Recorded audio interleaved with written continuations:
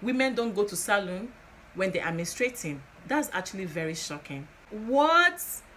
I'm like, wow, if you try that, and they are super delicious. So I'm like, the trashes in Kenya, guys, we make our soups with cow skin, and this, please, you guys should stop trashing. Send it down here. Cow skins are gold in Nigeria. We don't play with it at all. Yes, lo and behold, the man ate that food and he nearly died. It was that serious, guys. The wife does not have any access to the food when she is menstruating, being the fact that, you know, the man feels like the woman is very dirty. Like, literally, it's gonna shock you. Some of them actually wowed me. I was like, wow, what? Like carrots, peas. Hi everyone, welcome back to my channel. So guys, I was watching one of my sister, Gina Zara. She's a Nigerian based in Kenya, Nairobi to be precise. She shared some culture shocks, and I was literally shocked. I was like, wow, like, does this exist, guys? Like, it's good to explore, it's good to make your researches. I went ahead and made a lot of researches, guys, and I found out some more cultural shocks, guys. Like, literally, it's gonna shock you. I'm getting familiar with Kenya. I'm getting familiar with Kenyans. The last video about things I know about Kenya, I got lots of support, I got a lot of love, guys, and I was like, why not make more researches about this country and share with you guys? Maybe you can teach people, it can encourage people to learn more about things happening in other countries. So Gina Zara inspired this video, and you guys will be shocked to hear what I found out. You keep watching. Hey guys, so I decided to share this particular one first. Okay, so maybe we can have an interactive section in the comment section. Just maybe you can tell me whether this is true or false. Okay, I would like to know, because this is really very shocking to me. Okay, so I found out that some parts of Kenya, the women don't make their hair. They don't even bother going to the salon when they are menstruating. I'm like, wow, if you try that, you might end up having some rashes all over your neck, you know, some breakouts, some irritations on your skin and whatnot. I was like, wow, this was actually my first time hearing that. But although it is not really totally different in Nigeria, some parts of Nigeria, especially with the royal families, the traditional rulers, it is highly prohibited for their women to cook for them. The woman does not even, the woman as in their wives, I'm talking about their wives now, the wives does not have any access to the food when she is menstruating, being the fact that, you know, the men feels like the woman is very dirty. They usually target dirty. Okay, I think that is even the reason why they end up marrying so many wives. Okay, if this one is menstruating, this one will be free to cook for me. I have a friend, she's married to a traditional ruler. This particular girl, the day she was menstruating, she was almost through with her menstrual cycle. Okay, so she was making food for this man, and behold, she had a drop on the last day. Like, she, according to her, she was almost through, so she thought it was just a drop, she's almost over, let her go ahead and cook for the husband. So after that, she gave the man food, guys. Lo and behold, the man ate that food and he nearly died. It was that serious, guys. He had this chronic stomach ache. I know they are kind of spiritual people, so he did some of his incantations and found out that the woman was actually menstruating. So when he approached the wife was like, no, I just felt like it's over and all that. You know, he warned her never to try that again. You know, this particular shock might even sound as a shocking to some of my Nigerian friends, Nigerian audience watching me, but it happens, guys. It happens in some areas in Nigeria. Okay, so it is a bit similar. So let me know in the comment section, Kenyans watching, please, is this true? Like, women don't go to salon when they are menstruating? That's actually very shocking. Next one is cow skin is being trashed in Kenya. The reason why I decided to make this one number 2 is the fact that, guys, we are lovers of cow skin. Like, our native soups, be it onubu soup, we call it bitter leaf soup, we have oha soup. I'm talking about Igbo tribe right now. Okay, we hardly make those soups without cow skin. Literally, cow skin is my favorite. We have cow's foot, we have cow head, we eat all those things, and they are super delicious. So I'm like, the trashes in Kenya, I'm definitely coming to Kenya to pack all of them. Like, I am coming to Kenya to pack all those cow skins, guys. I can't even deal. That is my husband's favorite. He loves cow skin. Like, any day, in short, as a matter of fact, it's becoming very expensive in the market now, guys. We make our soups with cow skin, and this, please, you guys should stop trashing. Send it down here, guys. Cow skins are gold in Nigeria. We don't play with it at all. So it's actually very shocking to me. Yeah. Next point is constant light in Kenya. There is no sound of generator in Kenya. Like there's no generator sound in Kenya. If you can listen very well, probably you hear generator sound on this video, like guys, because we don't have light. I was literally very shocked to hear that there's no generator sound in Kenya. The fact that they have constant light, even there are days when there is no power supply, it is rare, very, very rare. Before you know it, they restore the lights, guys. But here, sometimes we stay 2 months, no light. Like literally, we've been enjoying total blackout. So what do people do?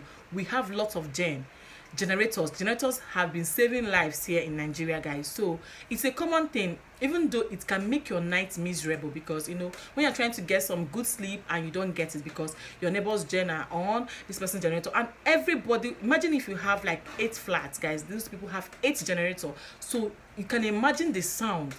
It can literally drive someone crazy. So when I hear there's no generator sound, there's no generator, like most of them don't use generator because of course they have constant lights. I was like,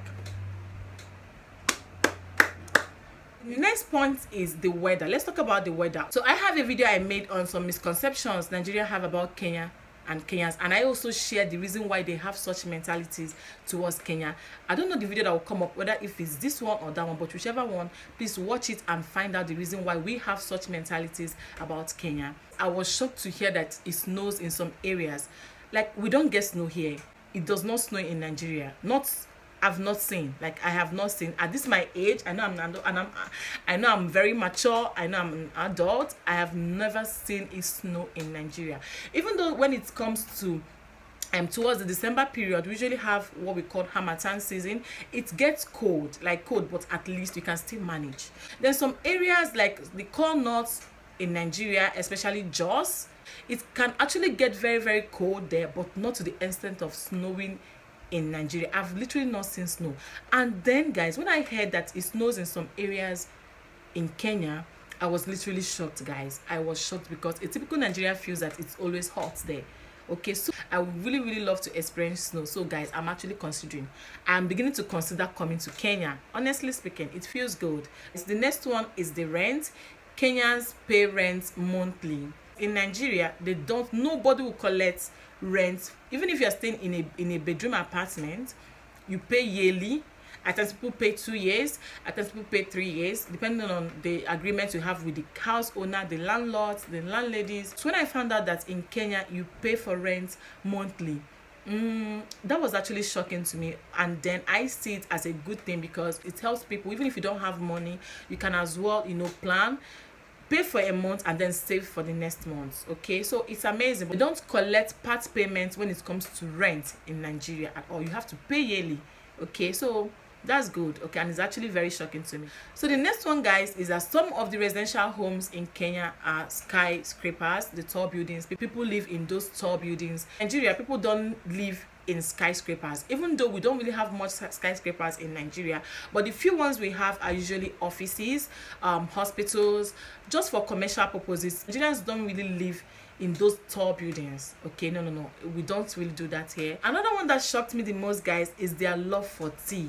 Despite the fact that they grow coffees, but they will always choose their tea over coffees. Like they can take teas 4 times, 5 times in a day, depending on what you want. They have what is called 10 o'clock tea time, 4 o'clock tea time. Guys, wow, that was actually very shocking to me because a typical Nigerian, I don't want to generalize, but like for me, I can't remember the last time I had tea. Seriously, I would prefer to have my rice in the morning.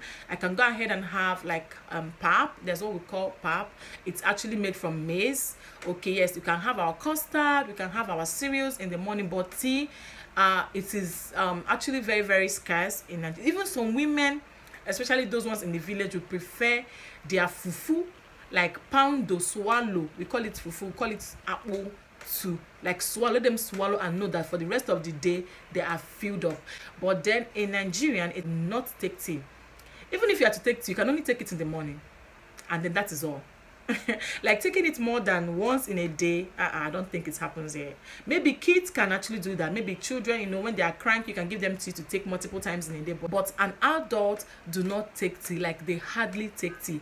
That was actually very shocking to me. I think this particular one should have come first. Okay, but let me just say it now, guys. They don't eat spicy food. They grow healthy peppers. They have this spicy peppers, but they don't use it.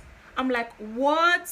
Also learned that because Kenyans do not eat spicy food, that's why most of them are really good with when it comes to field and track exercises, the marathon, the race, and the likes of them. They are really very good with that because of they don't eat spicy food, guys. And then I was shocked because in Nigeria you must add lots of pepper. Like, we don't get enough of pepper. Keep adding pepper. Like, add more, some more, madam.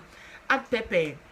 Add pepper. The food must be very spicy. Another thing that shocked me when it comes to food, they don't cook with palm oil, guys. Like, a typical Kenyan do not know what palm oil is. Even some of them that are familiar with palm oil, they think it's for skin, like skincare routine. You use palm oil on your skin, maybe to glow, and the rest of them. I was like, what is this, guys? Like, we cook almost everything with palm oil. We even substitute what's it called, vegetable oil, groundnut oil for palm oil. Like, we are lovers of palm oil, and a lot of our dishes we cannot make it without palm oil, guys. That was actually very shocking to me. So another one that shocked me too is the fact that they add certain things like peas, carrots in their beans. Like carrots, peas, like green peas in their beans. Like, they cook beans with carrots and peas. Wow. Like, okay, in Nigeria you can make your beans with yam. I don't know, if I see pictures I will be dropping them on the screen. You can make your beans with yam, you can make your beans with porridge, plain beans, you can make your beans with potatoes, you can make your beans with rice. Yes, we have such combo. Yes, you can eat your beans with stew and the rest of them, guys. But we can even wash our beans and prepare what is called moi moi, like beans pudding with beans. That is how we enjoy our beans in Nigeria. But then making beans with carrots, peas is shocking. Like, making beans with carrot, peas, guys, is shocking. Like, I was really shocked. But then guess what, it sounds like what I might want to try. I love to explore meals. I love to explore good dishes. Okay, I don't think it's weird, but it still sounds like what I would definitely want to give a try. Maybe tomorrow or any day I can try making my beans with carrots and peas. Why not? You know, the reason why they do this is because they grow lots of vegetables, and Kenyans love vegetables. So why not add vegetables where you can? Like, you have to eat healthy. They eat healthy a lot, so they decide to incorporate vegetables in their meals.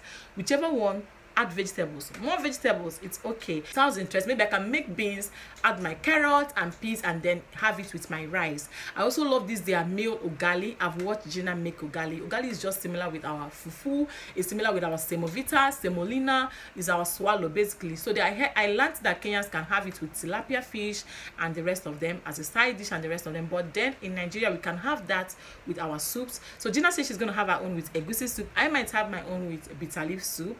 It sounds interesting, and I think I'm beginning to fall in love with Kenya, honestly speaking. Another point is their women are super hardworking, super talented.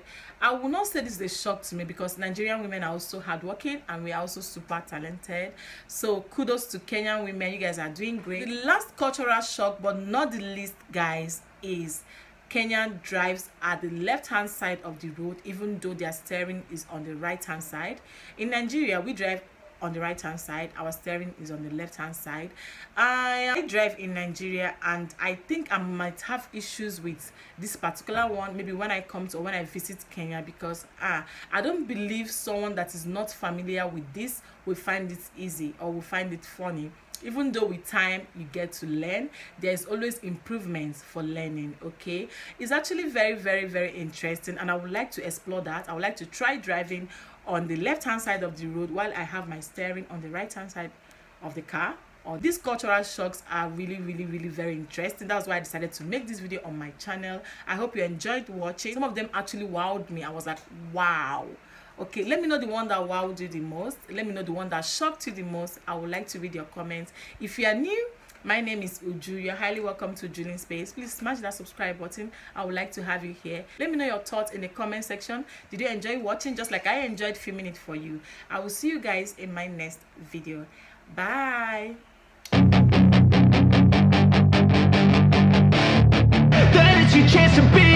Hey kid, don't ever let them get inside your head.